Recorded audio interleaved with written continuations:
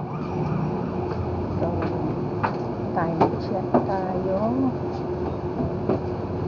Oras ay 9:06. 9:06. Dadaan pa ng daw. Dadaan pa ng daw ito. Victory Liner Papasay at Dilucas. Dilucas ang sasakyan. So, maganda siya.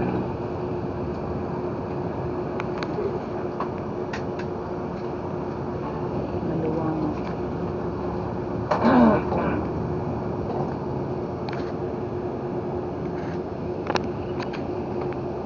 Ito papalis na lang sa Dagupan Terminal.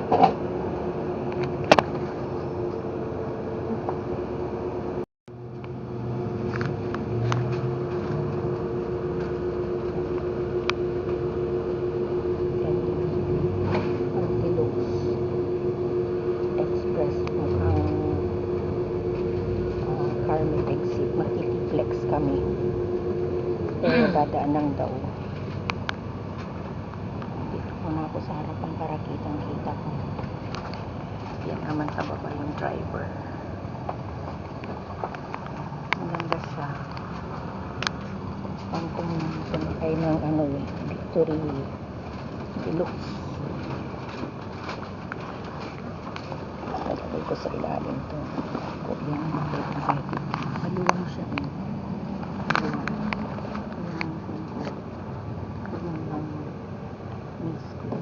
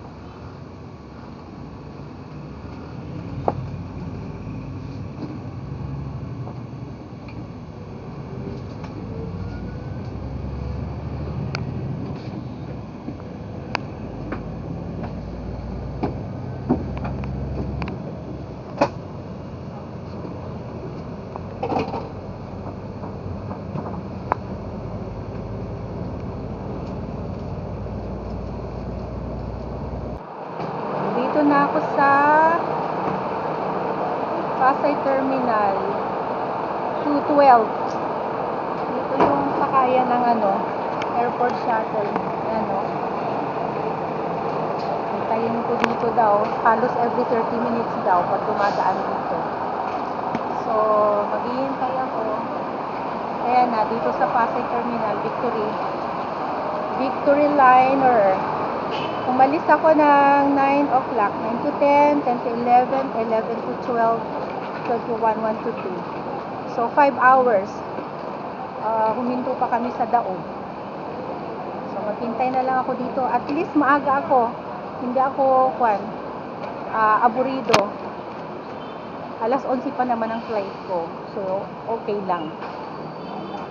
Yan ang bus terminal ng Victory Liner. Oo, maalala ko nung nag-aaral ako sa Los Baños, halos katapat lang ng BLTV. Kasi yung BLTV, yung mga bus na papuntang Los Baños yun eh. Tapos dito, malapit din lang yung yung Pasay Rotonda, nandiyan na rin yung LRT, MRT na mga train stations. Ayan, mainit na.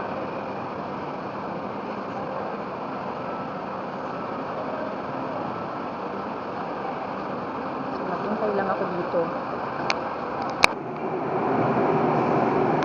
Ito, ang loob nito. Ganito, nakapasok. Buti na lang late. ko yung luggage ko. Malakas naman ako.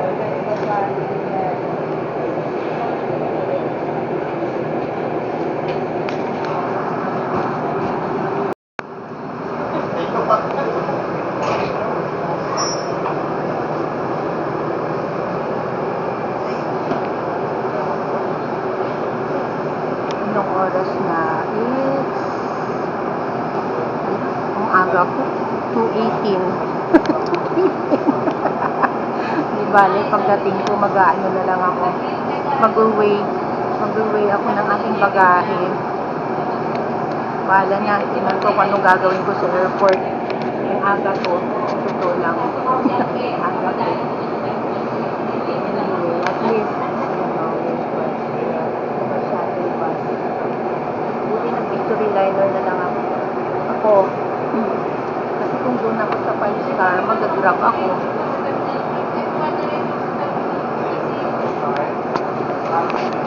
Kaya, bali, review ko lang.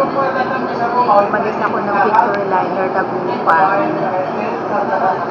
9:06, mga ganon. Tapos, dumating ako dito na sa bus terminal sa Pasay. Mga 2:12. So, almost 5 hours yung biyahe namin. Pero dumaan pa yun ng ng daon ng mga 15 to 20 minutes. Tapos, ano siya, deluxe na sasakyan, yung nasakyan ko. At, buti nagtanong yung isang pasahero kung may charger lang sila. Meron pala sa bawat upuan sa ilalim nga lang. Buti nakapag-charge ako sa bawat upuan doon sa bus. May charger sa silong ng upuan. Pero pag yung mga upuan sa likod, sa gilid daw, sa mismong aisle yung charger. So yun, tapos tuwang-tuwa ako kasi ang pamasahe is 705. Pero yun, ginamit ko na naman yung aking senior citizen ID. Kaya ang binayaran ko ay 493 pesos only. 150. Nagtulada na 1, 2, 3. Yan. Yung ticket.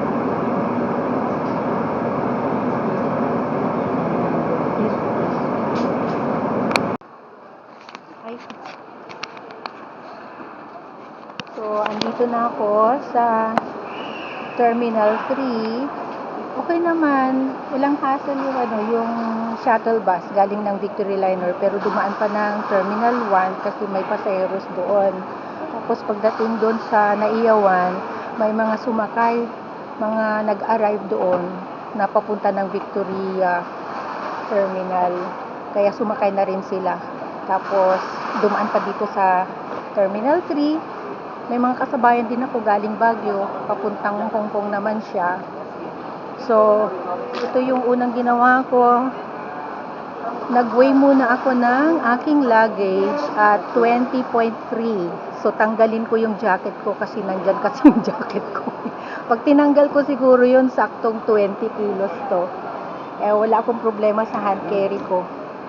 Kasi ano yan, kulang pa ng 7 kilos yan. So, yan muna. Bubuksan ko muna itong baggage ko. Kunin ko yung jacket ko. Ayan no. Maaga. Ang oras na ngayon ay from Dagupan hanggang Pasay, 5 hours. Pero dumating kami doon ay 2:12. Pero tignan nyo 4:06 na. So, tama lang ang pagdating ko. Like 2 hours yung paghatid ng airport bus sa Naiya 1, Naiya 2, and Naiya 3. Tapos pabalik ulit sa Pasay Terminal. Ayan. So, ito mga passengers lang ang pwede dito. May entry check doon. Papakita mo lang yung ticket mo. At dito natatapos ang kwentong gala ni Nanay Rutitay. ang biyaya from Pangasinan papunta ng Naiya Airport. Please like and subscribe to my YouTube channel, Kuanen Bae Rutitay. Thanks for watching. Till my next vlog. Bye-bye.